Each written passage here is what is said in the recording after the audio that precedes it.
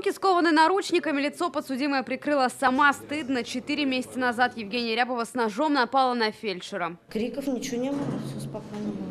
Потом вот уже увидели скорую милицию. Бригада приехала на вызов к 5-месячному ребенку. Пока фельдшер осматривала малышку, отец и 29-летняя женщина выпивали. Пьяная гостья напала на врача и не менее 2 раз ударила ножом в спину. Пришлось вызывать еще одну бригаду скорой. Теперь уже медикам. Фельдшера госпитализировали. Девочку забрали в дом ребенка, а подозреваемую в участок. Возбудили уголовное дело. Его под личный контроль взял председатель следкома России Александр Бастрыкин. 4 месяца велось следствие. Сегодня потерпевшая с надеждой в глазах выслушивала приговор.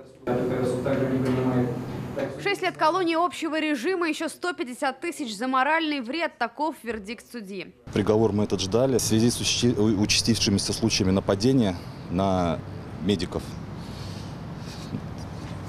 И так как вынесен данный приговор, я думаю, эти нападения будут со временем уже меньше. 14 раз нападали на татарстанских медиков только с начала 2017 года. В Нижнекамске молодой человек сначала лежал без сознания, а затем пытался ударить фельдшера. В Челнах парень набросился на врача с кулаками прямо в машине неотложки. В Казани есть случаи избиения. Самый вопиющий инцидент произошел в 2015-м, когда пациент, затаивший обиду на врача, выстрелил в него из самодельного огнестрельного оружия. Потерпевший скончался. А Мисбаха Сахабуддинова приговорили к 6 годам и 3 месяцам колонии строгого режима. Сегодня второй случай, когда нападавшим дают реальный срок. Медицинское сообщество надеется, это послужит уроком. Адель Кламиц, Гузель Шигапова, Сергей Вильданов, ТНВ, Набережные Челны, Казань.